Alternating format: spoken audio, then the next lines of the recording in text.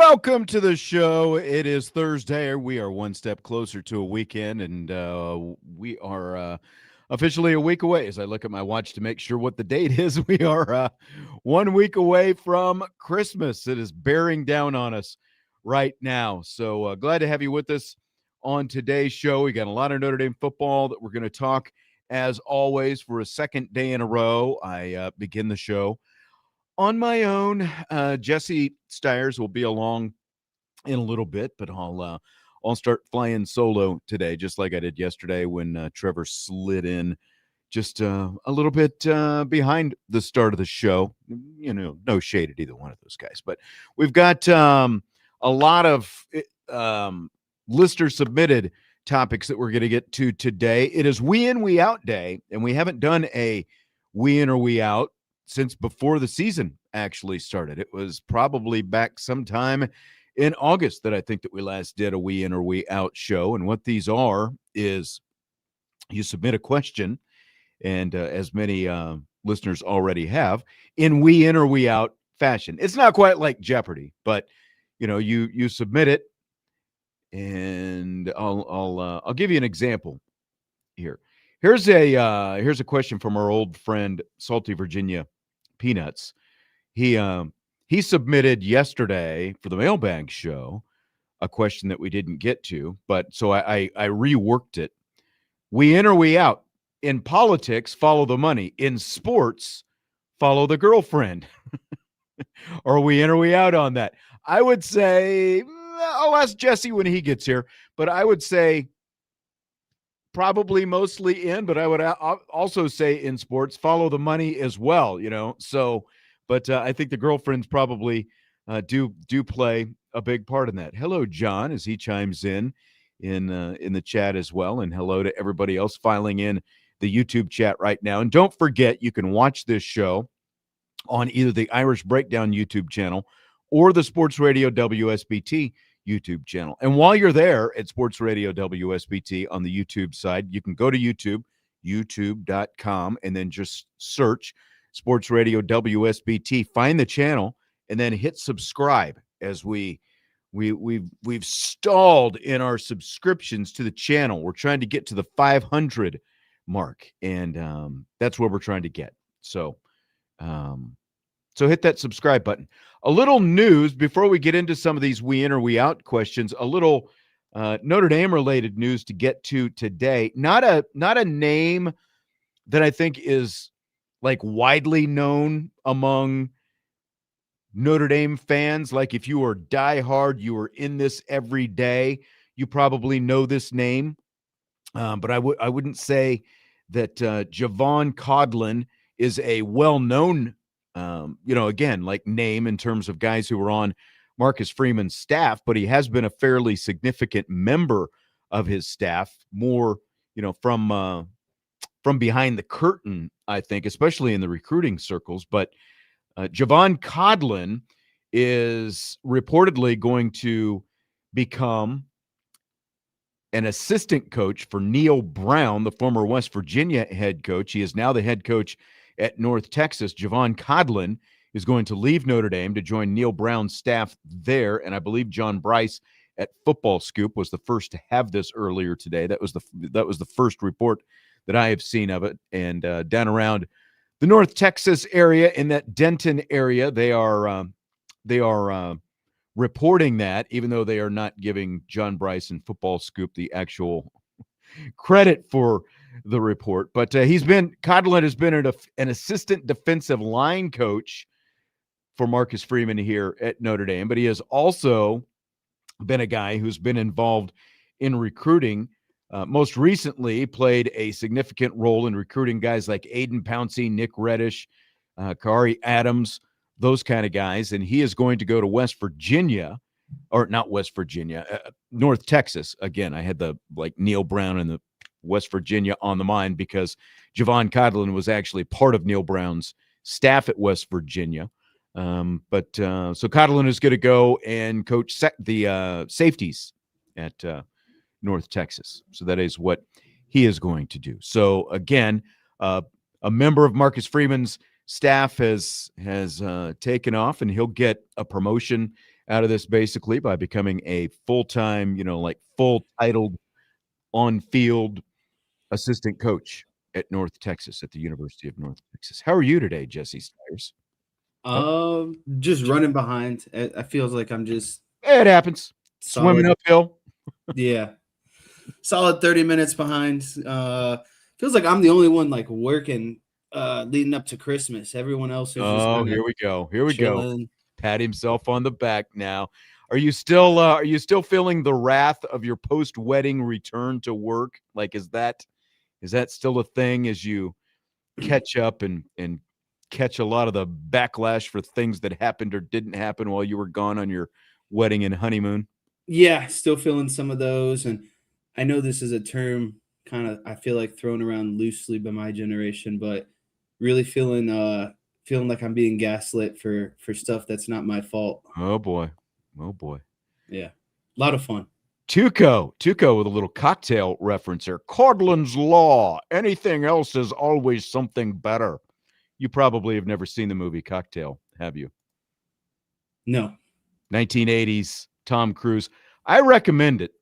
I don't know what you were doing for all those years, those 18 years you were growing up in my house, and you didn't, get to see anything other than Braveheart, Saving Private Ryan, and Lost. But I guess we watched The Office as well. But you need to go back and find you some 80s classics. Risky Business. Have you ever seen Risky Business? Another Tom Cruise classic? Maybe. Yeah, the thing is I don't have a recall quite like some of these other people. Total Recall? You saying me? Yeah. Maybe we need to find Cocktail while you're home for Christmas next week. I think that's better than most Christmas movies that you could find, to be quite honest. I mean, outside of Christmas Vacation, the rest I could do without. Yeah, I know. You're not a big Elf fan. You're not a big you hate Christmas Elf. Story. Christmas Story. Yeah, you hate Christmas Story. Too old, I guess. It's just a sad movie, in my opinion. Christmas Story is a sad movie? Yeah. Nothing goes right in that movie. Yeah, Ralphie does have some issues in that movie. That's for sure. All right. Well, like I said, we can just skip the Christmas movies and watch some classics like Cocktail and Risky Business if we can find them. So I'd even watch A Few Good Men or When Harry Met Sally. There's a lot of, we could do some Rob Reiner, Princess Bride. I don't know.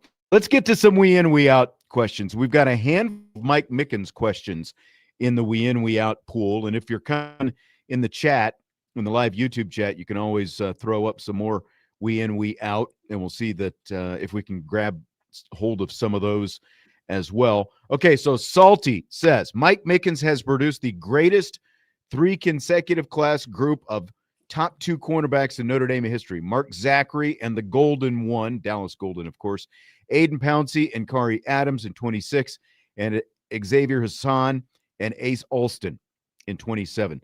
So I guess, are we doing this separately, or is that a preamble to this next part? Are we looking, Salty, for a we in, we out on the greatest 3 consecutive class? Because that we don't, follow recruiting that closely. But I know based on these 3 classes right here and the talent of those guys, I would just have to go in. I think that at least in the last 3 decades, I think the answer to most everything is best since Lou Holtz, late 80s, early 90s, basically. I would at least be in on that, if that's the question. You as well, Jesse? Yeah, I would be in on that. I don't know. I can't recall every cornerback class over the last 25 years, but what Mickens has done in terms of this doesn't even factor in Benjamin Morrison or Leonard Moore. And then you add, basically these Mark Zachary, the Golden One, Aiden Pouncey, Kari Adams, Xavier Hassan, and Ace Olston. I don't know how you could say that Mike Mickens hasn't put together probably the best DB room in my lifetime. Definitely the best DB room in your lifetime, and you're not quite 30 years old yet. So, again, like 3 decades. Yes. So, so Salty says, Mr. Mickens must be given pass coordinator responsibilities at the co-defensive coordinator level and must be paid hard. He says, analyst Javon Codlin must be shown love as well. Well, he is already gone. So, but Salty was ahead of the curve, I guess, when it comes to that. And then he did note in his edit, people are telling me Mr. Codlin has already been claimed by another. So, in or out, that Mike Mickens must be given pass defense coordinator responsibilities at the co-defensive coordinator level. In or out on that, Jesse? So I guess maybe I need to be, brought up on some stuff, but okay.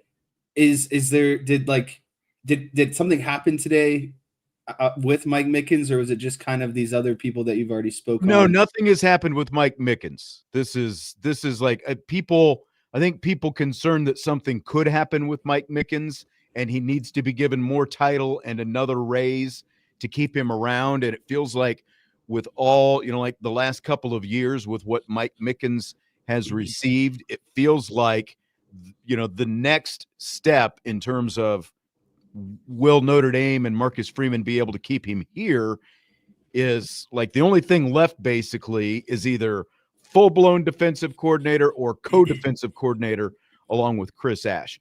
And so I am in on this, because of what I just said, because it feels like where else is there to go if Mike Mickens, has the aspirations to head out and become a defensive coordinator now.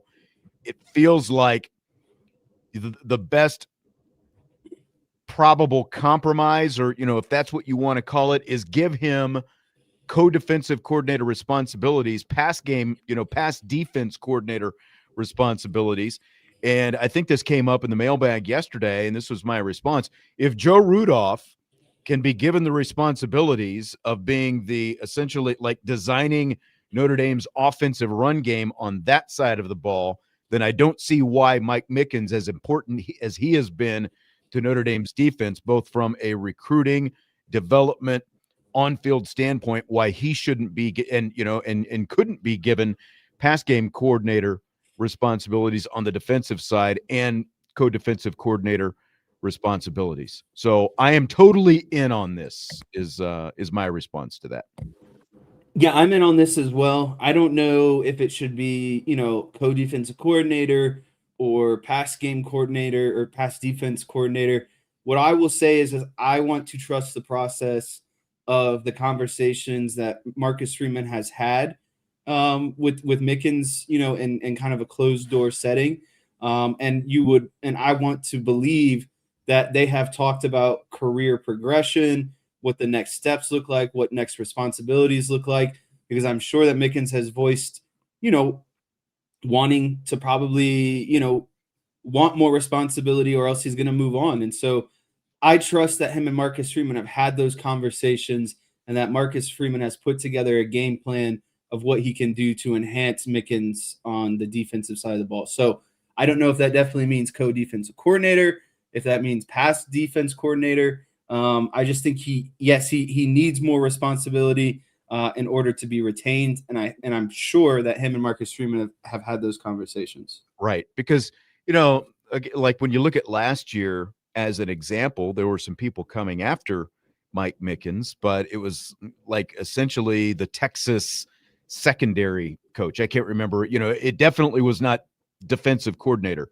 at the University of Texas. It was still a relatively lateral move with maybe a little bit better pay attached to it. And then he ended up, getting a raise here as a result and those kind of things. So, again, it feels like for the importance that Mickens has had, and as long as he has been here at this point, like if that's what it takes, then I think that that's what you've got to do. Because I think that a big part of the improvement in the secondary, especially as the season went on, like once things finally calmed down, Mike Mickens' fingerprints were on that. It wasn't just Chris Ash, the defensive coordinator, doing that on his own. Mike Mickens had his fingerprints on that, and so again, I think that I think it is much deserving for him. Irish Gordian Knott says, this may explain a lot about me, but I used to go to sleep watching A Few Good Men. You can't handle the truth, Gordian Knott. That's the problem. It is. That movie is a little bit long, especially when it's on TV and you've got all the commercial breaks in. I think by the time, if it's on commercial cable TV, it probably, pans out to like 3 hours long or something like that. It could have been pared down a little bit, but very classic, very good movie, I have to say. All right, let's go and scroll back because we've got, you know what? I'll just go ahead and do this one right here first. Airball VW, in or out, Vince D'Addario is back before December 29th. I don't know if you knew this. Maybe you weren't watching yesterday, Airball VW, or Jesse for that matter, but Vince actually popped in at the start of the show yesterday. So technically, he has already returned before December 29th. Yeah, I think December 29th is his actual first game back, and that's first game, first show back. I was just looking at that email you sent out over the next 3 weeks because there's a lot going on, and Vince was supposed to do the 29th and the 30th. Surprise, says he can't do the 30th. He's not even back, and he's calling off days. Yeah. Yeah. He said he's got wrestling duties that night. Okay. Likely. But no, I just think that's funny because literally his first full show back will be that 29th, Monday the 29th. And his birthday. So. Oh. Yeah. I don't know if you knew that. As Irish Chi-Town was here yesterday and he was paying attention, it sounds like I told him that, the December 23rd is Festivus and Vince loves him some Festivus show. So I think that he may partake in the Festivus show next Tuesday. Okay. We mentioned that on air before he jumped out. So, yeah. Mike Keith says, did I hear correctly that Texas fired their defensive coordinator today? I have not heard that. Have you heard that? No, but I also haven't been on my phone all day. Let me see. Texas fires defensive coordinator Pete Kwiatkowski. So, yes, that has happened. So, why did he get fired when it felt like their struggles were on offense this year? Yeah, I know. It's felt like it was more about what was going on with the Manning legacy more than anything, didn't it? Yeah, and Will Muschamp is his replacement. Interesting. They've already announced it. All right. So there you go. So that's already been filled, so we don't have to worry about that. All right. That is so bizarre. I just can't believe he's being fired. I thought Texas's defense was pretty solid this season. I thought so too. Maybe they just didn't maybe they didn't agree philosophically. Who knows? Yep. 13 reasons why. We in or we out. If Charles Jagasaw is not able to get healthy, he will join the what if category. Oh yeah. This is a big we in for me. I think he definitely joins that kind of list of guys who you would say, man, what if he didn't, sustain all the injuries, and someone who I believe if he can get it together and put a solid 2 seasons on the field, like he could very easily be an NFL guy, and not only be an NFL guy, he could be, kind of the next plug and play, Notre Dame offensive line factory in the NFL. I think he's got the size, the athleticism, the body for it.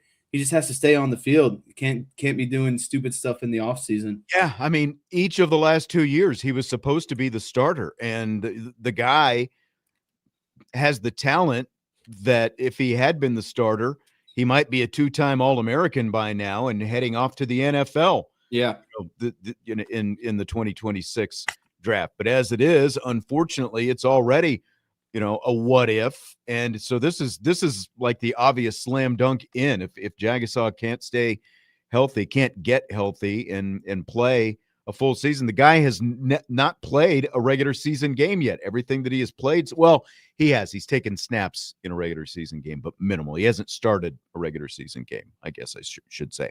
Let's put it that way. But he will be the ultimate what if he's not able to stay healthy, get healthy, stay healthy, and play next year. Because just for the third consecutive year, we expect that if Charles Jagasaw is healthy, he'll be a starter and a dominant starter on Notre Dame's offensive line. All right, with Jesse Stiers, Sean Stiers, it is we in or we out day. We've got a lot of Notre Dame football questions we are answering in we in, we out fashion. We'll take a timeout, and then when we return, we will do more Budweiser's Weekday Sports Beat with IrishBreakdown.com.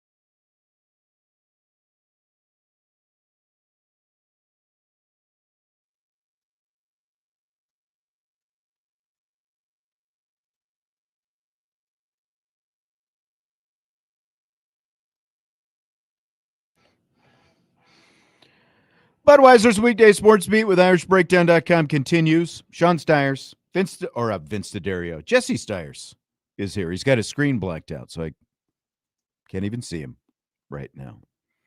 He's back there crying about Christmas. Here I am. Crying Christmas story tears, I guess.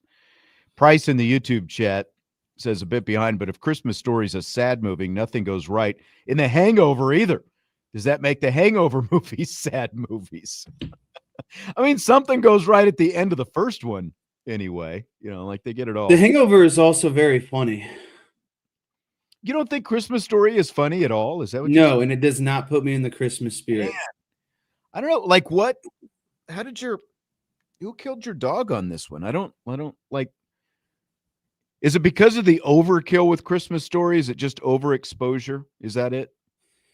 No, I don't think it's the overexposure. It's just, again, like I don't feel the Christmas spirit, and I feel like the entire time the movie is just sad. Like he's just the whole plot of it. Like I don't feel like he actually, gets what he wants at the end of the day. And maybe that's the whole point, but like to me, a kid on Christmas gets what they want. They have fun with their toy, and the whole time he's being told, you're going to shoot your eye out and da-da-da-da. And then he hurts himself doing it. And then Santa kicks him down the Christmas slide. And, it's just like, I don't know. I don't feel happy and in the Christmas spirit when I watch that. Okay. All right. Joe says, talk about a Festivus topic. I think you're right on that, Joe. We may have discovered a Festivus topic for next week. And Brian's Balloons LLC, Jesse, is the Grinch confirmed?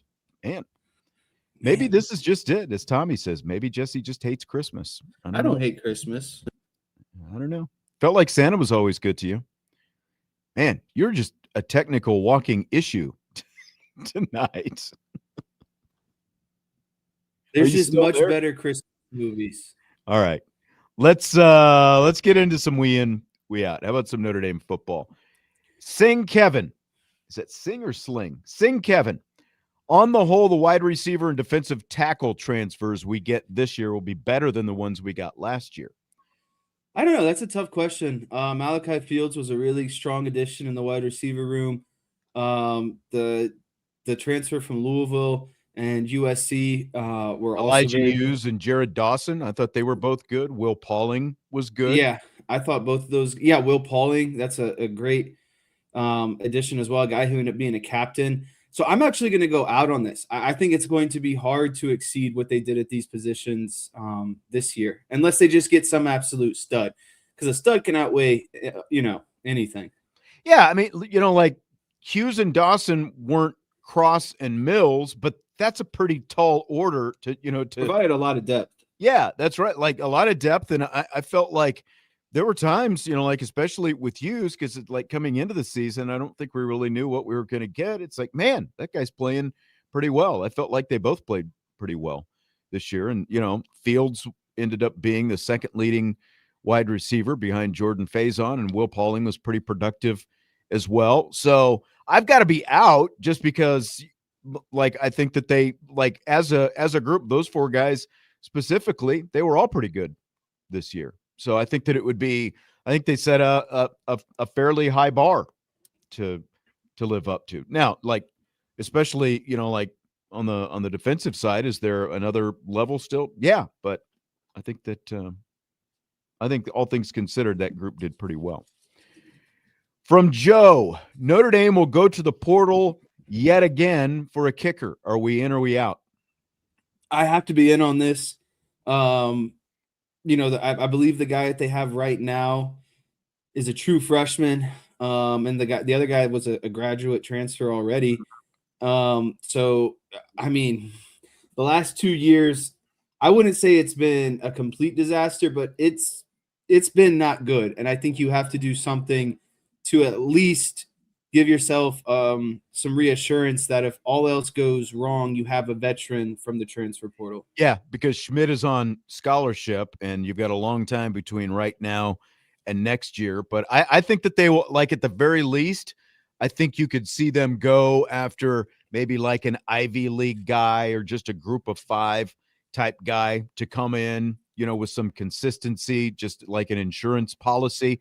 I think you need some competition in that room, as big a leg as Schmidt does have. I think you need another guy in there so that it's like you can't end up in the kind of situation that you were in this year where it was an adventure every time, and you're holding your breath every time you're trying to kick an extra point. So I think they need to go out at the very least and bring in a guy for some depth who can compete with Schmidt for the job in the spring and in the summer.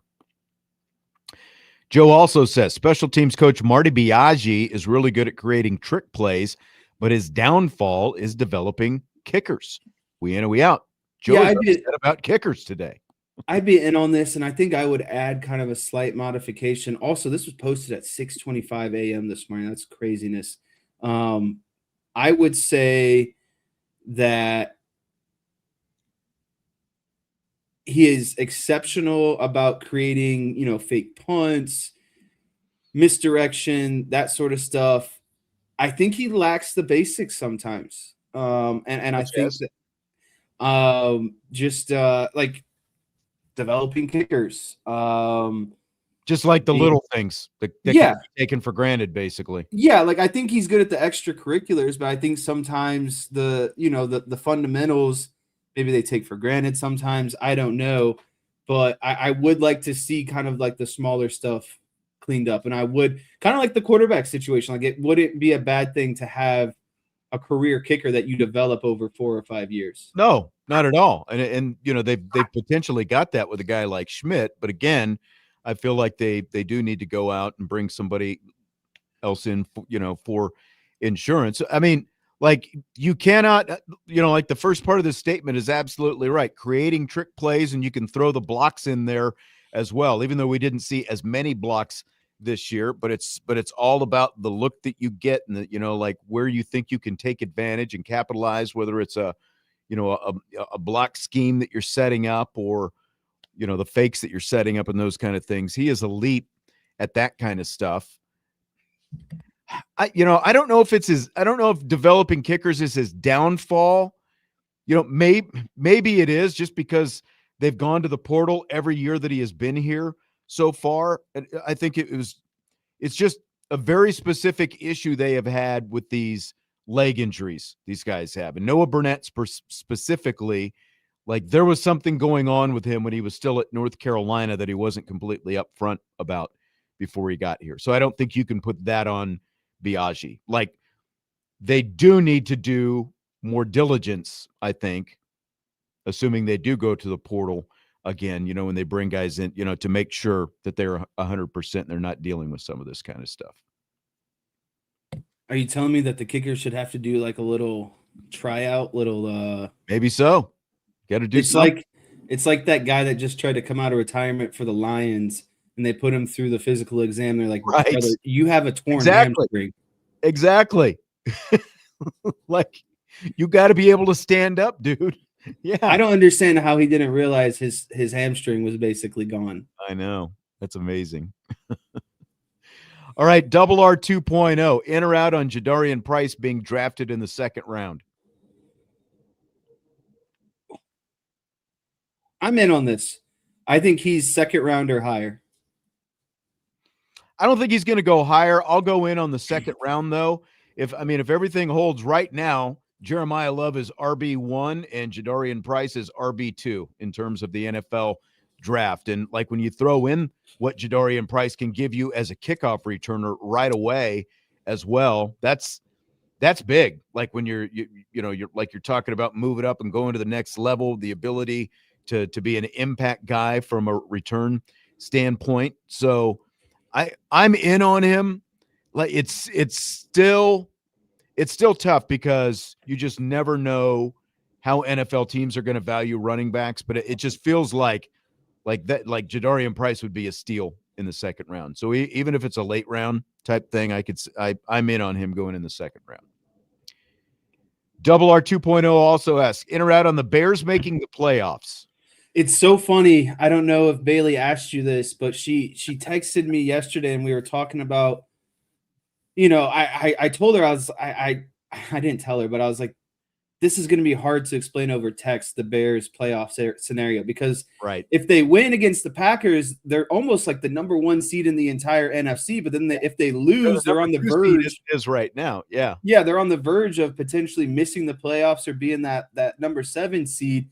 I think the Bears are going to make it. I don't know what seed they're going to get. I think they're going to beat the Packers this weekend too. So you know what? Screw it. I'll say I'm in on the Bears, and I think they're going to be the top seed in the NFC. I think the Rams are going to be the top seed in the NFC, but I am in on the Bears getting in, and that's because I think a few weeks ago, maybe it was even a month or so, maybe I can't remember. It all blurs together like the time at this point, but they were the number 1 team in the NFC for at least a week, and then they lost, and they fell like all the way down to like 6th or 7th with that one loss, like you're talking about, and that's kind of the same situation right now with 3 games to go. But I do think they're getting in.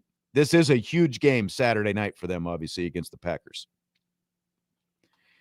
Double R also asked, Cowboys finishing with a better record than the NFC South winner. I am out on that because the 2 teams atop the NFC South right now, Tampa Bay and Carolina, are both 7-7. The Cowboys are, what are they, 6-7-1? Yeah, they're 6-7-1. So they would need to win all 3 games to get to 9. And obviously, all one of those 2 teams needs to do is win 2 games to get to 9. And they're playing each other 2 of the last 3 weekends, Carolina and Tampa Bay. And one of them, can't remember which one, has the Dolphins in the middle as well. So yeah, but I think one of those 9-8 is not as good as 9-7-1. Remember that. Oh, yes. Yeah. So technically, is 9-8 a better record? I guess it's not, is it?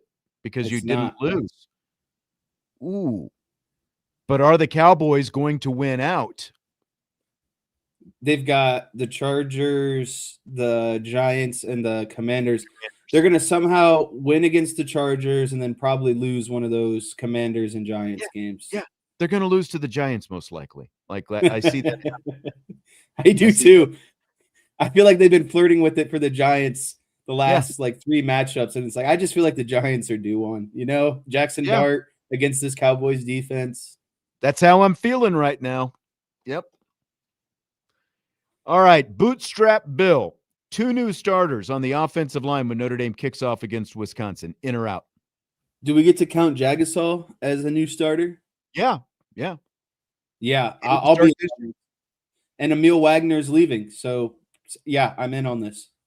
I mean, most likely you're going to have Jagasaw and then Gerby Lambert or Will Black next year. So I would say, yeah. Now, obviously, again, that's assuming Jagasaw is healthy next year. That's a big assumption, I guess, at this point. But I'll be in on that. From Chris, Aeneas Williams sets the new single-season rushing touchdown record for Notre Dame next year. So I'll answer this question, and I also want to go down a little side tangent because of this question. I'm going to say I'm out on this. I think your first full season as a starter, I don't think you're going to break the record that Jeremiah Love just set. So I don't either. I'll be out on that. I'm out. I still think he'll have a healthy year, like maybe 12. He'll have a solid year. Yeah, 12, 13, something like that. Really good first year, but I don't think he's going to do it in his first year as the starter. Tuco asking, is Emil Wagner 100% gone? No, we don't know for sure that that's going to happen. Pete Bavacqua obviously alluded to it, and it's sounds like there's a very good chance. Look at what's happened the last 3 days now. 2 days ago, we had Jeremiah Love make his announcement. Yesterday, we had Jadarian Price make his announcement. Today, we had Eli Raridan make his announcement. This is not by mistake. This is all they set all these things up in terms of they don't want all the pain in one day. Right. So I would expect. No, I'm not saying who it's going to be or what, because obviously Raridan was out of eligibility anyway, and but he made his goodbye, but I would expect to see something else pop up tomorrow. We'll continue to get this slow trickle over the next several days. Stymie says tomorrow is Chris Ash. Funny you should say that, Stymie, because there are Chris Ash questions in the we in, we out stash. We're going to take a short break and then back with more Notre Dame football. We in or we out on Budweiser's Weekday Sports Beat with IrishBreakdown.com.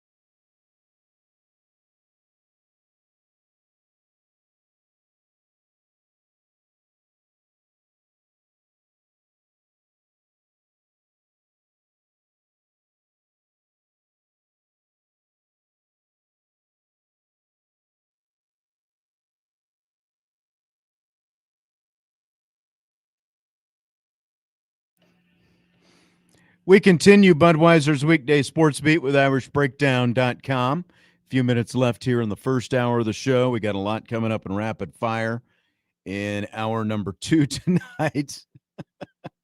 I see Scooby is making his Budweiser's Weekday Sports Beat debut. I guess technically you've probably heard him on the show before, but he jumped up here during the break and won't let me put him down. So I don't know what he's hoping to accomplish up here. Have you bought him an evil mask to try to scare his friend Henry in the house? No, but I showed that video to Naomi and she thought it was pretty hilarious. Oh, I think he's finally leaving. Here we go. All right, there he goes. All right. It's We In or We Out day on the show. Irish I-Town says the voice and the professor. The ACC, are we in or are we out?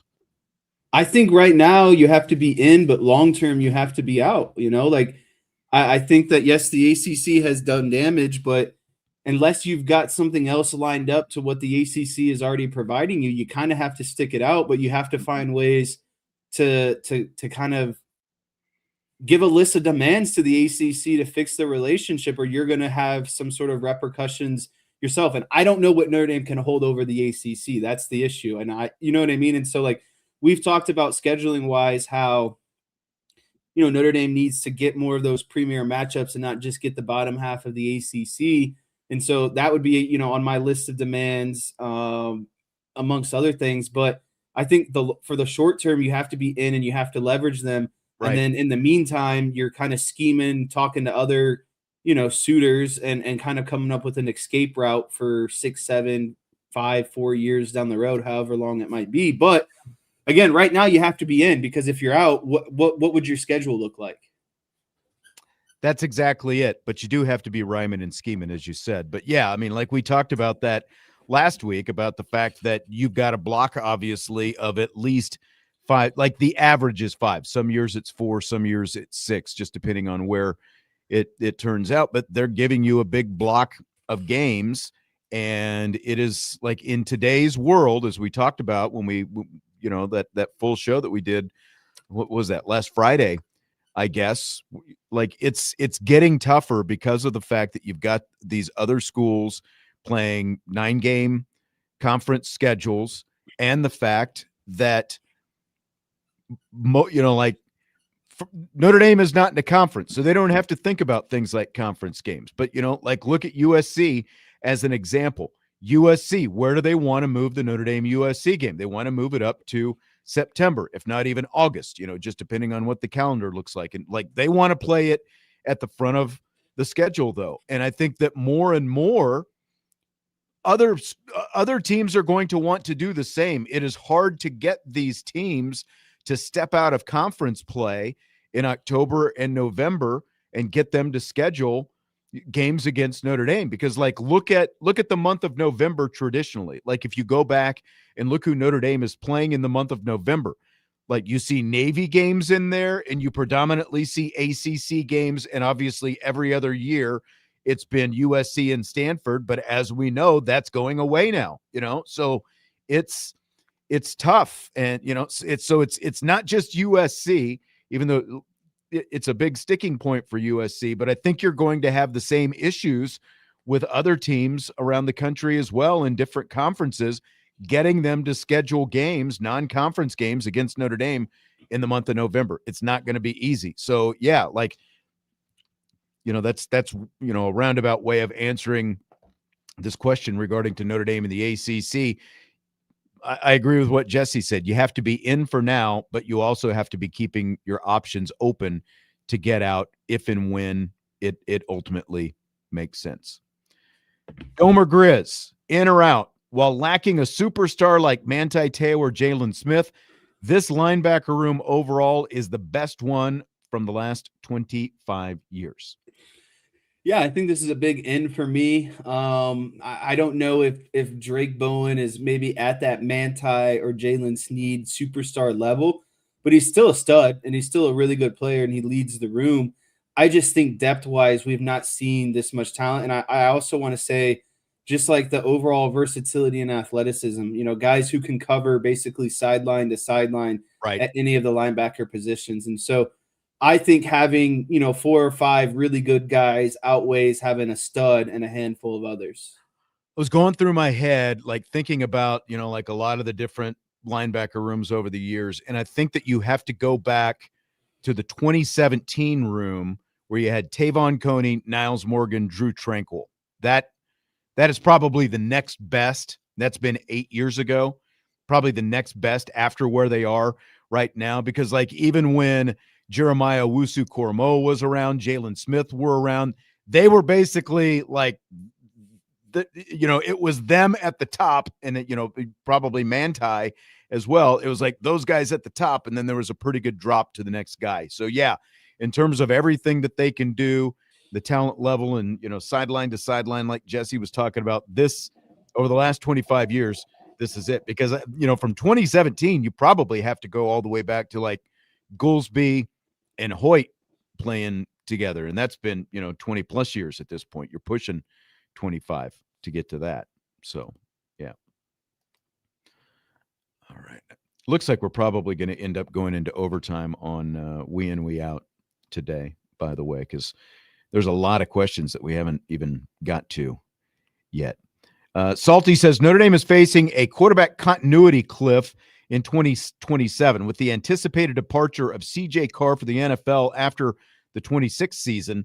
They'll be left with redshirt freshman Noah Grubbs, redshirt sophomore Blake Hebert. It is necessary for current rising junior Teddy Gerard from Georgia to reclassify to the 26th class and arrive in South Bend that summer, which has been talked about. He says this will give Notre Dame the opportunity to evaluate the capabilities and progression of all three quarterbacks for a year ahead of the quarterback competition, easing the pressure to go for an experienced transfer quarterback to fill a one-year gap. Mr. Gerard has learned at a geometric rate in his 2 varsity seasons at North Cobb Christian. So are you in or out on the necessity of Gerard reclassifying and basically coming in next summer, a year ahead of time?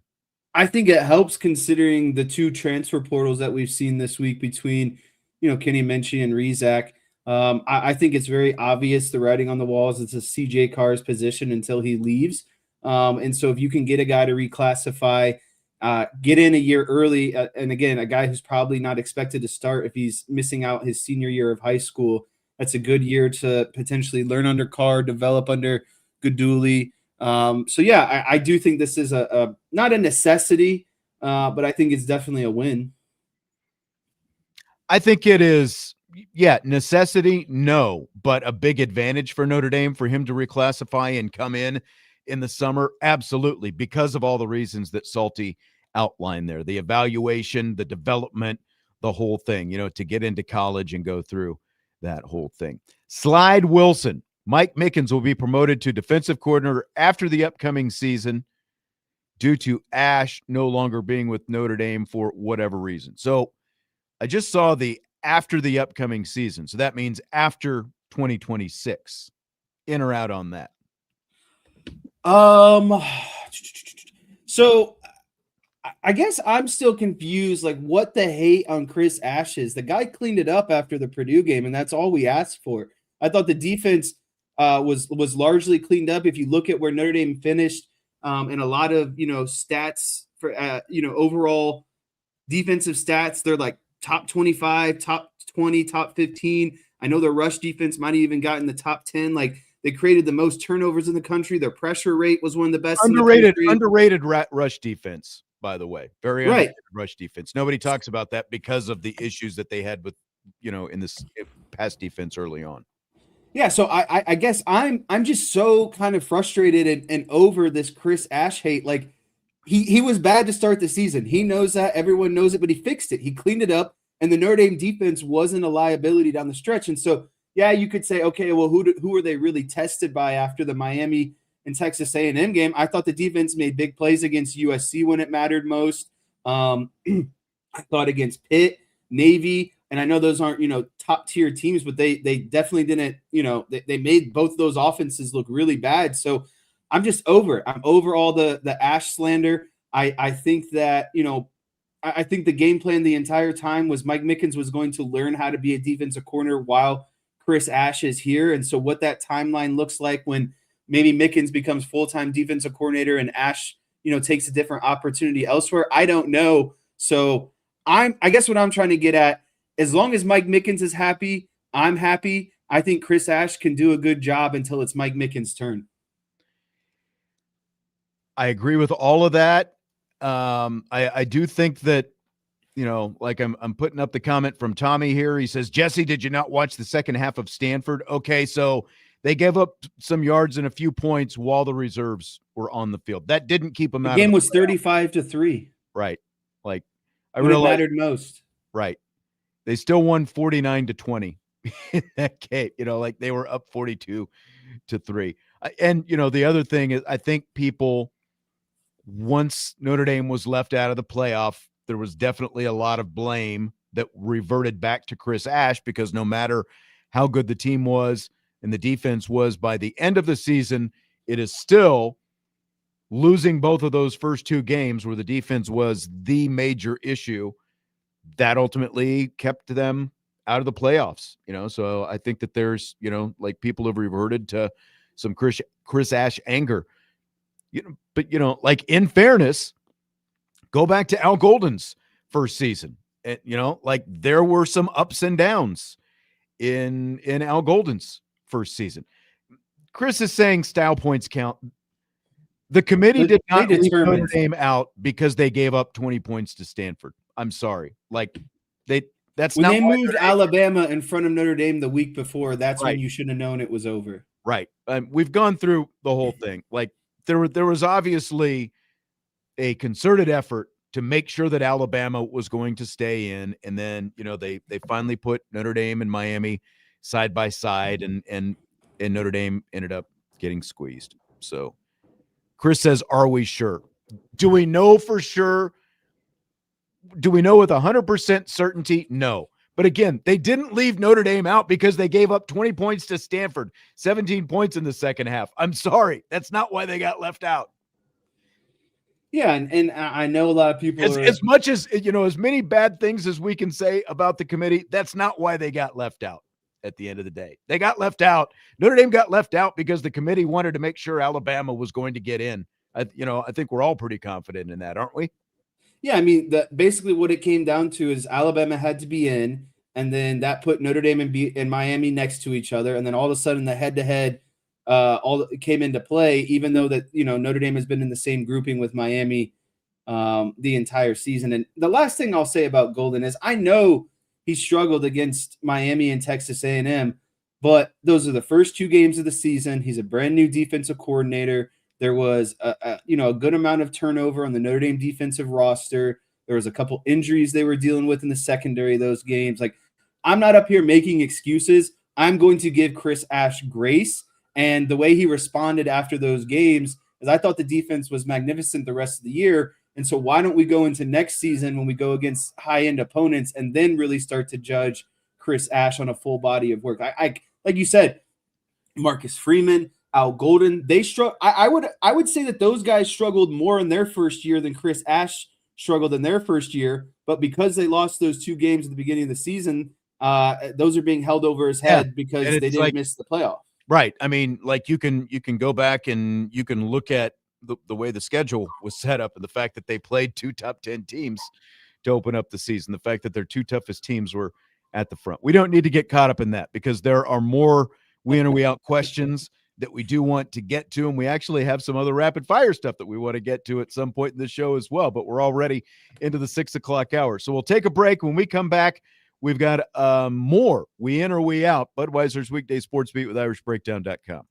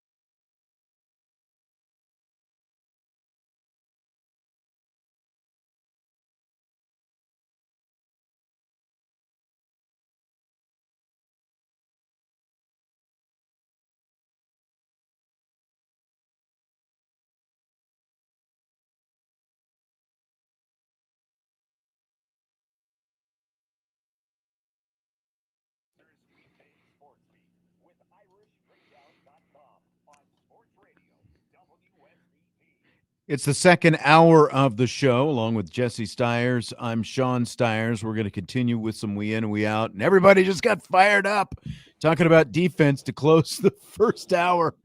Man, and Chris saying, I don't like the way we finish games defensively. I do think there are a couple things to that. One, the fact that in those blowout games, the second team is out there as much as they are. That obviously plays into it. And the fact that some of these other teams haven't necessarily taken their starters off the field at the same time. Those all play into it. And two, like the one thing that I will say, because there are a couple different things. We're going to have to, again, move past this today because there are a lot of other questions that I still want to get to and we in or we out before we get into rapid fire as well. I think we can all agree that the defense moved back toward elite status after the first 2.5 games of the season. They lost those first 2 games of the season, and most of that was on the defense because if you had even an average defense those first 2 games, you're going to win those first 2 games. We can all agree on that. But we should also be able to agree that the defense got better as the season went on. But at the same time, to Chris's point about finishing games, what Chris Ash does is what I think drives so many fans, media members, everybody else. Like, why do you feel the need, just because you've got a lead now, to start playing, this soft zone prevent defense? Just play the defense that got you to that point. Keep playing it. Like guys like him are so afraid, we're playing man-to-man, and all of a sudden we're going to have a busted coverage, and that's going to turn into points. Well, all you're doing is just let them, allowing the defense to, the opposing team's offense to get small chunks and continue to move the ball downfield, like bend but don't break type stuff. And I get it, it eats up clock and all that kind of stuff, but it does nothing to make fans, I guess, feel better about the defense when you see that late in games. Yeah, and I mean, I think we were so accustomed to, when in Al Golden's last year, so last season, they were really good about if you were going to score on the Notre Dame defense, it was going to be on the first drive or maybe within the first quarter, and then Notre Dame would self-correct, and teams really wouldn't score much the rest of the game. It feels more or less kind of the opposite now. It feels like Notre Dame starts strong, gets into a groove, and then, like you said, they had leads, and so their whole thought process was, well, let's not get burned on a man-to-man coverage and allow a 70-yard touchdown. If you're going to go, we want you to go, 5-7 yards at a time, which I get. But at the same time, you're just kind of conceding that, okay, we don't care if you score points. Like we would rather you eat up the clock. Right. Exactly. And, so again, like from a statistical standpoint, you're going to give up a little bit, again, like going back to Chris, he says Coach Free wants to get the younger players on. And I get that, but I believe that hurt us. I don't think so. When you get in those blowout situations where you're up by like 4+ touchdowns in the fourth quarter, you've got to get the young guys on the field to develop them, to get them their time to evaluate them, to see what they can do. And, he's obviously got his philosophy, especially when it comes to offense. They're still, even though the number 2s are on the field, they're still going to continue to run the offense. Kenny Minchie, and Steve Angeli before him, they were still going to throw the ball. You've got to develop those guys. Like look at Pat Narduzzi, who wanted to keep, and even Mario Cristobal. It worked out for Cristobal this year because he was able to keep the starters on the field and score some cheap points at the end of the season. But if you look at Miami, you look at Pittsburgh, the fact that he kept starters on, was scoring points late. Between Notre Dame, Miami, and Pittsburgh, who do you think is going to have the more sustainable program 3 years from now? Who do you think is going to be the more consistent winning program and competing for national championships between those 3? It's Notre Dame. They just got caught, in a bad situation this year because they lost a couple games at the beginning of the season. And that's still what it comes down to. You lost 2 games at the beginning of the season to the two best teams on your schedule. That's what kept you out of the playoff. If you split those 2 games, you're in the playoffs, and none of this is even a conversation. Everything else is what it was, and you're going to be competing for a championship. In college football, as long as there's a 12-team format, if you lose 2 games, you're going to be on the bubble. That's what it's going to come down to. Yeah, Notre Dame knew that. And if you asked all the Notre Dame fans at the beginning of the season, we knew that. We said that 0-2 wasn't acceptable. And worst case scenario, you had to find a way to split. And they went 0-2. So, right. All right, let's go back to some we in or we out questions from Son of Donald. Let's try to get through these relatively quickly if we can. We in or we out? Knapp will have as good a junior season as Zach Martin, but will never reach the same level of accolades because he'll go pro. Little known fact, I don't know if people realize this, Zach Martin was never an All-American at Notre Dame. His best accolades came once he got to the NFL with the Cowboys, when he became an All-Pro perennially. So I will be out on that. And it's not because, it's just because Zach Martin never got accolades really himself when he was at Notre Dame. Yeah, I think this is a really good question because I do think Knapp will be a guard in the NFL.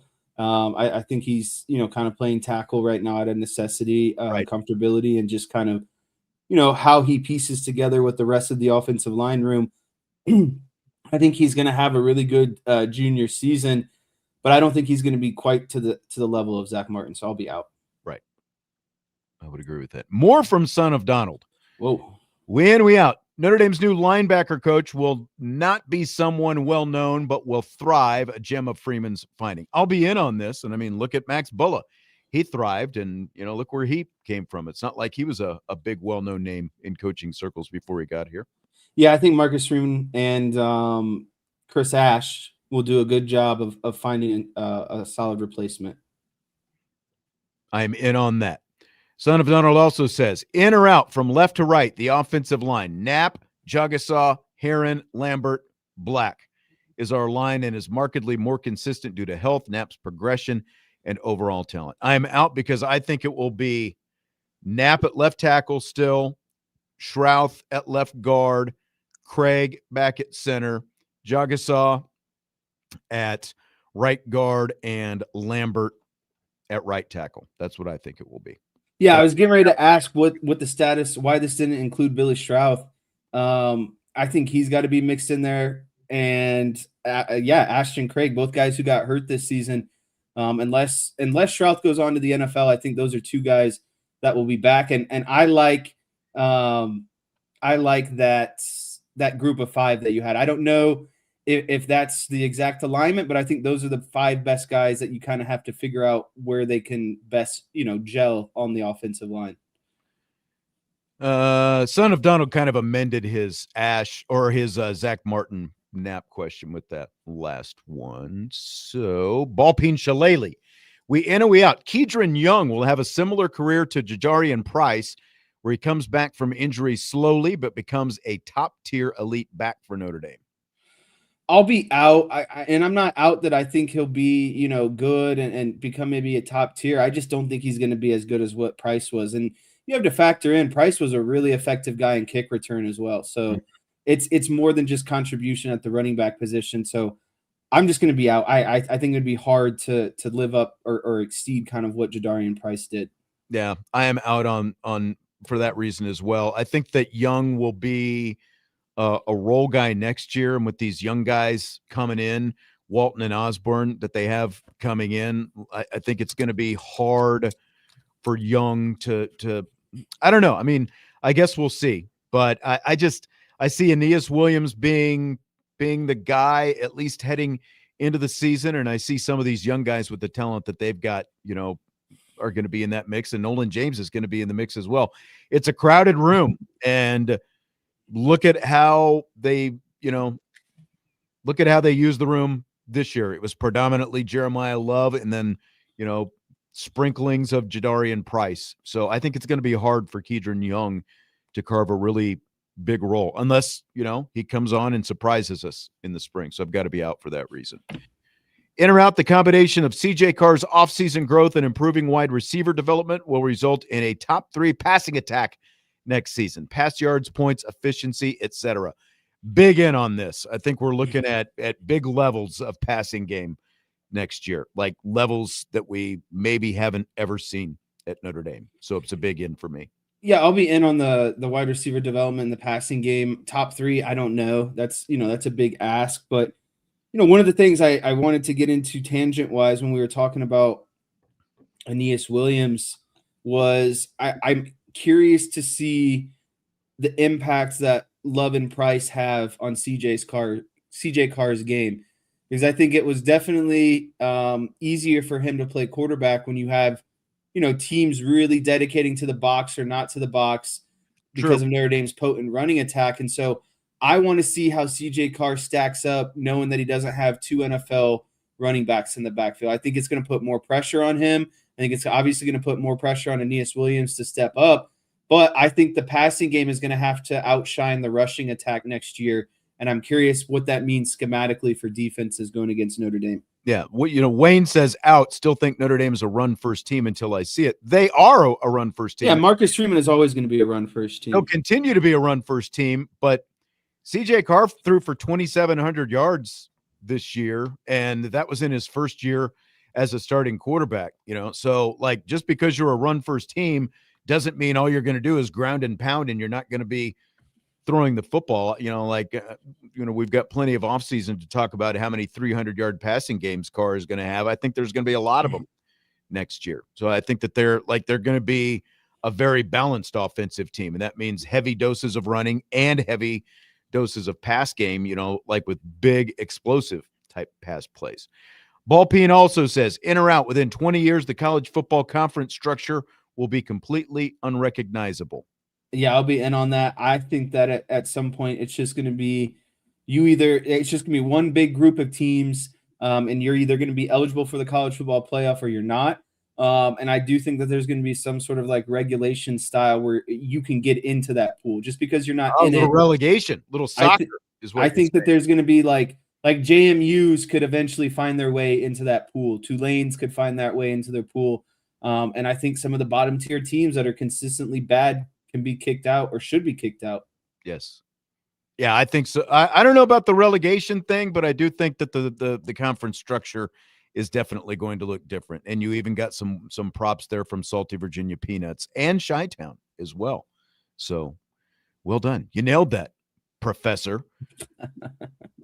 Chris says, don't sleep on Aeneas. If he stays, he's going to run mad. I completely agree with that. Again, I'm not saying that they're just going to throw the ball. They're just going to run the ball. They're going to do both. And I don't know if the run game, it's not going to look exactly like it looked this season because there's only one Jeremiah Love and there's only one Jadarian Price, but they're still going to have a really good run game and a really good passing game. Like I said, I think that they're going to have great balance, some of the best balance they've had from both in a long time next year. ND Forever 72. We enter, we out. The 2026 running back grouping gives Notre Dame the same output Love and Price did this year. I'm out on this. I know Aeneas Williams is. We're talking about these guys as literally maybe the best duo Notre Dame has ever had, if at least not in the last 5 years. Yeah, I mean, we're talking about a guy who's probably going to be a top 15 first running back off the board, and another guy who's probably going to go round 2, if not round 3. When has Notre Dame ever had that in the same year? So, I've seen the Aeneas Williams tape. I've seen the comparisons. His size still worries me a little bit as a true runner. I know he's got the abilities. I think what makes him really special is we've seen him catch the ball in the backfield, so he's a true dual threat running back. I need to see Aeneas Williams in a full workload before I can commit to, anything along the lines of being potentially better than, Jeremiah Love and Jadarian Price. So I think it's going to take a lot. And I don't know if we're ever going to see a running back room better than what we had this season. Well, didn't you say, though, that you still think they're going to run for 200 yards a game next year? So, if that's the mark, that accomplishes, I guess, right? I don't remember saying that, but I hope that they run for 200 yards. Maybe that was Trevor. I don't know. There's been maybe I don't know.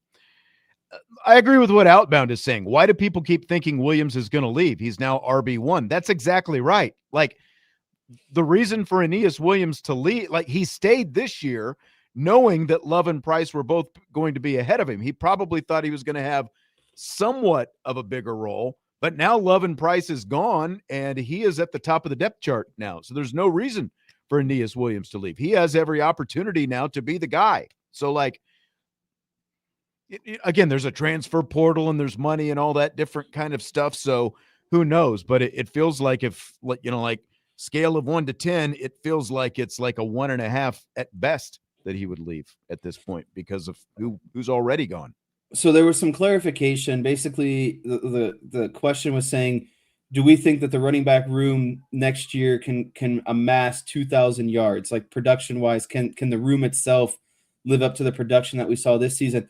I'm still going to be out on that. I think you're going to see a decrease in rushing production and a slight uptick in passing production. I just think the passing is gonna go up a little bit, and the rushing is going to go down a little bit as a consequence. Yeah, I mean, they ran for what was it, 2,680 yards this season. They averaged 203 a game. They had 5.7 per carry. So I would agree. I think that the yard totals will be a little bit less, and I think that the passing numbers will go up. They threw for 255 yards a game. I think that that'll be closer to like 280-ish per game next year, and maybe the rushing numbers come down a little bit. But again, like, they're still going to be a really good team. They're going to look at the schedule that they're going to play next year. That also factors in. Yes, exactly. All right, let's take a break, and then we'll start some rapid fire coming up next. Budweiser's Weekday Sports Beat with IrishBreakdown.com.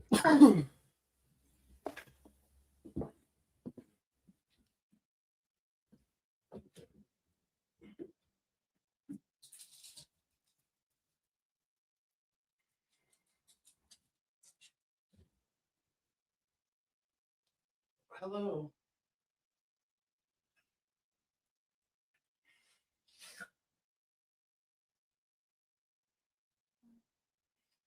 Go.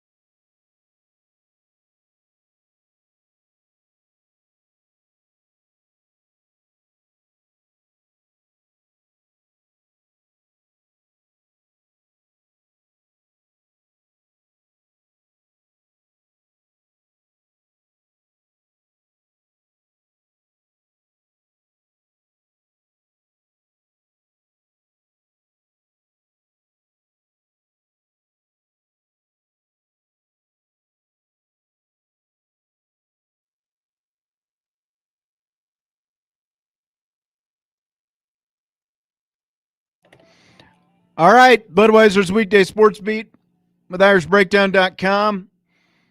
We are sitting here right around 6:30. We are a little bit late getting rapid fire started, but we had a lot of really good we in or we out questions. And of course, we got hung up on that whole Chris Ash topic. And yes, ND Forever 72. There was another question that he had about Chris Ash, but I felt like we had pretty much adequately answered that by the time it came around. So, college football playoffs this weekend, Jesse, and NFL this weekend as well. Which are you more likely to watch more of this weekend, NFL or the playoffs? Yeah, this isn't even a question. I might tune into the Miami Texas A&M game, and I might tune into Tulane and Ole Miss just because I want to see how Ole Miss looks. Like if they look, like can you tell a Lane Kiffin left type situation? Sure. But other than that, I don't care. I'll watch the Saturday game. I'm gonna No watch Oklahoma, Alabama tomorrow night. No, I don't care about that game. That's gonna be that's gonna be whoever scores 20 points is probably gonna win that game. I might even take that down to 14, 17, to be honest with you. Am I hearing you're not going to watch, but you might have some money on that? Is that what you're? No. I haven't bet in a few weeks, actually. Just Christmas time, a lot of bills, all kinds of stuff. This might be the first time that we've got a majority of responses saying NFL. That very rarely happens on the show. So I think we're all in the same boat. I was just kind of curious what the temperature was going to be. I'm the same. It's like that Miami A&M game is at noon Saturday. So it's like, yeah, what else am I going to do at noon on Saturday? When like at least half a, free weekend. I've got a Notre Dame women's basketball game Sunday night. That doesn't even start till 7:00. So that means I'll actually get to watch Cowboys Chargers. I've got to find out who's calling that game. I don't know who exactly is calling that game. I've got my fingers crossed that it's on CBS and it's Kevin Harlan, but I'll have to find out. Because I was just thinking, like, being a Cowboys fan, we never get any Kevin Harlan doing the games, but maybe there's a chance since it's the Chargers and, like where they are in the standings. Probably a greater chance it'd be Ian Eagle and J.J. Watt if it's on CBS, though, probably. But in any case, yeah, it's more NFL for me, for sure, as well. And for a majority of people who are responding. So here's what I'd like you to do. Rank the 12 college football playoff teams in the order of confidence that you think Notre Dame would beat them. Okay. Let me start with the top. I would start number 1 with James Madison. Right there with you. And then next year I would move on to Tulane. Correct. After that, I would probably go Ole Miss. Okay. After Ole Miss, I would go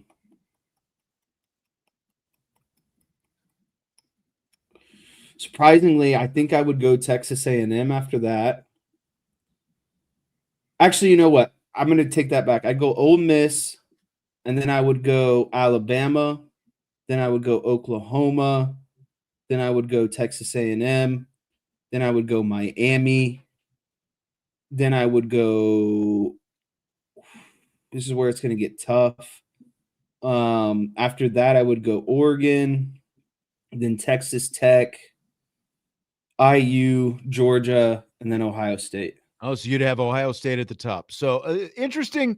Like that's it's fairly similar to mine, but I've got it juggled around a little bit. James Madison and Tulane, the no-brainers at the top of the list. I put Indiana third, like right ahead of James Madison and Tulane. I've got them far because I just don't I think that they've got a good defense. I don't think that they have the playmakers on the offensive side of the ball. I think that would that be a tough physical game? Yeah, but I actually think that athletically and physically, Notre Dame is a better team than Indiana. Now, that's not to say that I don't think Indiana has a chance, to do well in these playoffs, but I feel very good about Notre Dame in that matchup. So I go James Madison, Tulane, Indiana, Oklahoma is next, and then Alabama, the two teams with virtually no offense, it feels like. Then I've got Ole Miss, and I've only got them like you said, with the Lane Kiffin thing, what exactly are they going to be? I feel good about Notre Dame in a rematch with Miami. So I've got them next. And then I've got Texas Tech because, again, like good defensive team. I don't think that there's really a whole lot there offensively with that little dink and dunk offense that they've got. I don't think, I think that that's a really good matchup for Notre Dame. I've got Texas A&M next. Then I've got Oregon, Ohio State, and I put Georgia at the top of the list. Pretty similar. I think really the only teams I would be like worried about at the end of the day, I'm going to be quite honest with you. I think it would just be Ohio State. I think Georgia and Texas have really good. I mean, I think Georgia, Texas Tech, and Oklahoma have really good defenses, but their offenses don't strike any fear in me. And then, like you said, I think IU, they're a solid team, but I don't think they have the athletes to keep up with everyone. They've had a reasonable schedule this season. Yeah. The only thing that they really had to do was beat Oregon at Oregon and win the Big Ten championship against Ohio State, which was impressive. Don't get me wrong, but Ohio State's not the same as they were last season. So yeah, I just this question just infuriates me more, honestly, because it's like thinking about the field and like Notre Dame could win this whole thing. And could is coulda, woulda, shoulda, whatever. But sure. I have no doubt. I mean, there's a reason why Notre Dame before the final rankings were announced were like the odds-on favorite, like third or fourth favorite to win the whole thing, and then magically they're left out of the playoffs. So Oregon doesn't really scare me. I don't think their offense is as potent as they think. And everyone always talks about Dan Lanning's defense, but until it feels like every time they play in a big game, that defense just crumbles. I agree. Yeah. So, and that's why I've kind of got them a little bit in the middle of the pack. It's like, how challenged has Oregon really been this year? I don't think that they have been very challenged. Okay. So now we're going to do a playoff snake draft. We're going to draft from the 12 teams, the teams that we think will win the championship. So you're going to go first. So the first team you take is the team that you think has the best chance to win the championship. We're both going to have 6 teams here when it's all said and done. So we'll see which of us ends up drafting the team that wins the national championship. So who are you going to go with first? Georgia. All right. Jesse's going with Georgia, and I will just take Ohio State as my team. Bernie says Ohio State's a lot to win it all. I don't know about all that, but give me Oregon. Jesse is going with Oregon after you just talked about how you didn't think that they were that great. Very interesting. I will go with, I guess I'm going to have to go with Indiana. Right now I've got 2 of the Big Ten teams. So I've got Ohio State and Indiana. You've got UGA and Oregon. Texas Tech. All right. And then I will go. Let me make sure who we've got left here. You've got Tech. I'll go with Miami. I think that, like that Miami A&M matchup, I'm leaning towards Miami the way Marcel Reed and A&M kind of played down the stretch.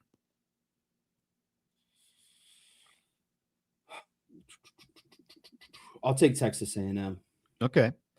So Jesse's got a couple of Texas teams. I've got Miami. That leaves me with either Alabama or Oklahoma as my next logical, or either that or Ole Miss. And I guess I'll go with Ole Miss. I'll take Ole Miss over one of those 2 teams. I guess I'm going to go Oklahoma next. Okay. So that leaves me with Alabama. So are you taking James Madison or Tulane? Jesse's got Tulane, and I've got JMU. So our snake draft, Jesse, these are the teams that, in the order that we thought would win the national championship, confidence they would win the championship. Jesse's got Georgia, Oregon, Texas Tech, Texas A&M, Oklahoma, Tulane. I have Ohio State, Indiana, Miami, Ole Miss, Alabama, and James Madison. And I honestly have to tell you that of the 6 teams that I have, Hope none of them win the national championship. Ole Miss might be the only one. So crazy how that happens. I know, right? Okay, now a little bit different. We're going to rank the playoff teams by the likability of their head coach. Have you put your list together? You probably haven't. Based on the way you've responded to these questions so far, I don't think you looked at any of the questions that I sent over for you today. So I'm going to start this off. I put these into tiers of 3. And so we're going by likability of the head coach. I really don't know a lot about Pete Golding, Bob Chesney, or John Summerall.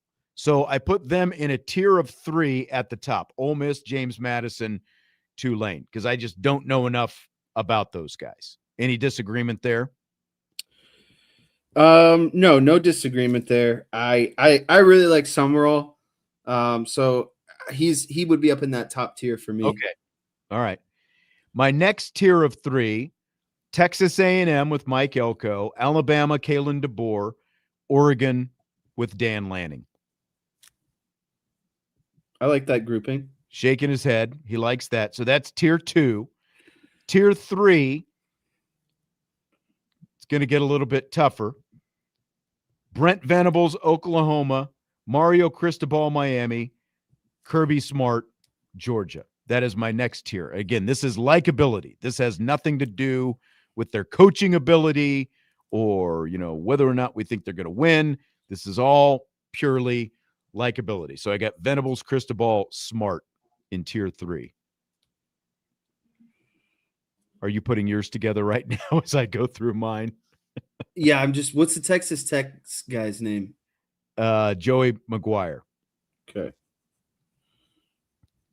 And so then my 4th tier on the likability chart, Joey McGuire, Texas Tech, Ohio State, Ryan Day, Kurt Cignetti, Indiana. Like the 3, easiest guys to dislike, I think, in this college football playoff field. Texas Tech's Joey McGuire, Ohio State's Ryan Day, Indiana's Kurt Cignetti. Any disagreement with that? So I'm curious what has McGuire at the bottom. Well, because he was unprovoked, he was shooting his mouth off about Notre Dame and independence a couple of weeks ago. So that's what moved him well up the list. Like you play in the Big 12, and his whole thing was, Notre Dame needs to join a conference. Come play in the Big 12. Look at all these great road environments that we play in. Oh yeah, like really tough to go to Cincinnati. I'm sorry. Really tough to go to Arizona, Kansas, and Kansas State. Really tough road environments that you're playing in there. So, yeah. Okay, I have my list. Okay, go ahead. I think the guys, I'm going to group them together. I'm going to do tiers like you did. I'm going to start at the bottom. Guys I just can't stand at the end of the day. And I think that if I really had to pick, I put Cignetti and Day at the very, very bottom. And then next would be McGuire and Cristobal. Okay. I just didn't like Cristobal. Everything I've seen, it's like, oh yeah, we knew we were in. We knew it was never a question. We knew. And it's like, oh, so you knew the ACC was going to back you the whole time when there was collusion. I mean, at the end of the day, he was on the field in 1988, Notre Dame, Miami. He is a hurricane through and through. So, that should tell you all you need to know, I think, right there. Like if you're looking at it from a Notre Dame perspective. My next grouping is just going to be kind of the meh, like I'm just kind of indifferent about you, or I don't really know enough about you. That group is going to be the JMU coach, Golding at Ole Miss, and Venables at Oklahoma. And then I'll also put Dan Lanning in that grouping as well. Okay. So then my top tier would actually be Kirby Smart, Mike Elko, and DeBoer. Okay. As my most likable coaches. Most likable. Yes. So Say that again. You've got Elko, DeBoer, and who was the third one? Kirby Smart. Kirby Smart. Oh, you like Kirby Smart. I like Kirby Smart. Interesting.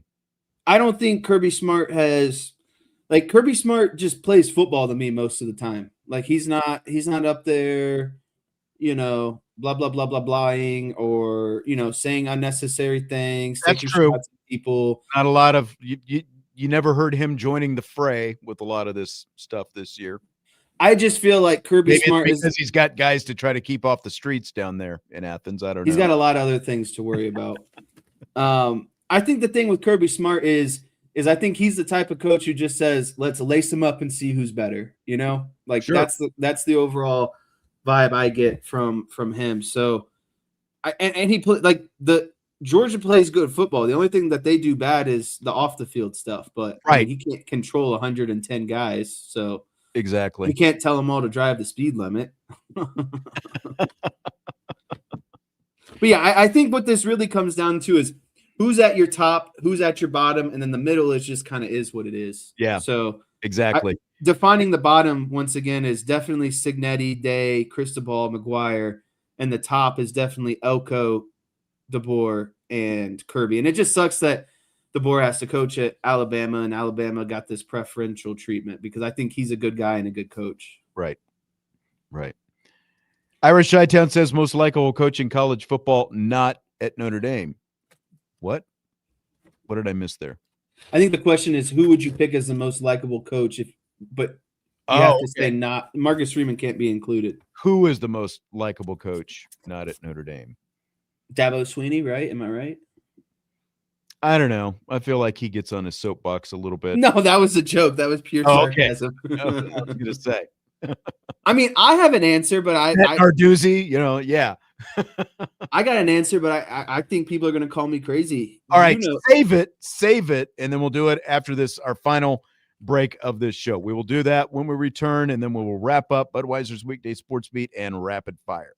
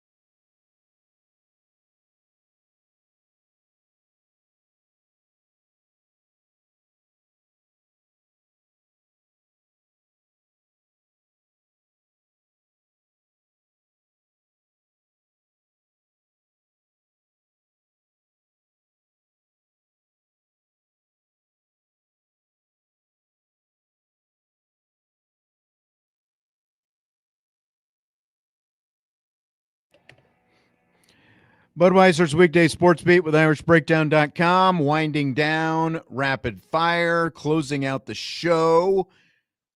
Little programming note, this will be the last show of the week. We won't have one tomorrow because with Vince out, we've got some scheduling things going on, who's available, who's not, and all that kind of stuff. And then next week, we'll have shows Monday and Tuesday. You won't want to miss, I mean, you never want to miss a show, but the Tuesday show is our annual Festivus show. We are going to air grievances. I've got to see if I can find my aluminum pole and have it in the background so that we have our poll ready. We asked before we took the last break, who is the most likable, Irish Shytown in the chat asked this, who is the most likable college football coach not named Marcus Freeman? Some interesting responses that we got in the YouTube chat during the break. Outbound says, call me crazy. I like Cignetti. He does, for the most part, back up his trash talk. Yeah, except for when he got his clock cleaned by Notre Dame in the playoff last year after talking about all these great ranked teams that he had beaten, all these group of 5 ranked teams. He's a great coach, but that doesn't make him likable. Right. Like I do not doubt his coaching ability, and what he has done in these 2 years at Indiana is nothing short of remarkable, but that does not make him a likable coach. I don't care about his, like what he has done on the field. I'm talking about his likability as a human being, and he seems very devoid of anything that ranks anywhere on the likability scale. But that's just me. Jeff Munkin is what Irish Shytown says. That's not a bad one. And Kenny Dillingham, Tommy Guns. I like that one as well. Jesse, you teased us. I think I know where you're probably going to go with this. You do. Okay. Go ahead. Do you want to say it or do you want me to say it? Go ahead. I'm not going to steal your thunder. I mean, and this is me. You know, this is, if there were, I wrote down 5 names. Okay. Excluding Marcus Freeman, of 5 guys that I would go play for. That's more than I can think of. Right now today. Lane Kiffin is at the top of my list. Of course he is. See, I would have included him because I thought Lane Kiffin had turned a corner in his life. But all this, like, you're leaving a playoff team to go to another school in the middle of the playoffs. It just doesn't sit well with me. It just comes back to Lane Kiffin is still. Yeah, but it's like being awarded a promotion, but also being held accountable for a project that you're in right now. But because you're in the project, you got to finish it. But you're also being teased with a promotion at the same time. Like, I get it. It's a tough spot to be in. It's a team sport, and you're coaching and leading guys. It's like, I don't know. I wrote down 4 other names. The next name was Brent Key at Georgia Tech. I think he's a solid dude. I like Kenny Dillingham out of Arizona State. I like Mike Elko a lot. I have a lot of respect for him, and I like Clark Lee as well. So yeah. I know a lot of those names have already been popped up, but I think the one that I would really add is Brent Key. I would emphasize Kenny Dillingham, and I'm just a Lane Kiffin guy. You know that, so I'll die on that hill. I do. I know. You love you some Lane Kiffin. You always have. And again, like I had finally, I had come around after some doubt there for a while, but it just doesn't sit well with me leaving a team. Like, your goal is to win a national championship, and to pack up and leave a team that's trying to win a championship. I don't like it. Clark Lee would be at the top of my list. Like we obviously, got to interact with him personally when he was here, and like everything, like, again, like if not for Curt Cignetti, the greatest turnaround in college football over the last 2 years would be what Clark Lee has done at Vanderbilt, But Cignetti has taken it to another level, taken the all-time losingest program and into the playoffs 2 years in a row and number 1 in the nation this year. But Clark Lee would be there, and Mike Elko would probably be next after that as well. Those would be the guys up on my list. Have you I'm trying to let me just go with this. This will be kind of an abrupt change of subject, but I wanted to get your take on this since you are definitely like of the co-hosts that I have, you are the basketball guy, I guess you would say. The New York Knicks won the in-season NBA Cup this week. Do you buy or sell the idea of college basketball doing something similar to try to generate, more early season November, December interest in college basketball? Yeah, I'm actually in on this. Before we go too deep into this, did you see the Josh Hart and Jalen Brunson celebration after they won the I cup? didn't see that. I'll send you the clip. It's pretty funny. I will say I'm in on this, but my biggest thing is like, the NCAA tournament is like 64 teams. I think you could cut it in half and do like an in-season 32 team type format. I don't know how you decide which 32 teams get invited and which don't. I think that would be the hardest part. And I think the second hardest part is, where do you place it? Do you place it right before conference starts? Do you place it midway through conference? To me, I think you do your typical, season opening tournaments, get some guys some playing time. And I think right now, honestly, would be the best time to do it, maybe right after Christmas break or right before Christmas break. And then, you get some time off and then you go into your conference schedule. So I would do it kind of right now, actually get people, obviously the month of December. Yeah. Because like you can play them during the week.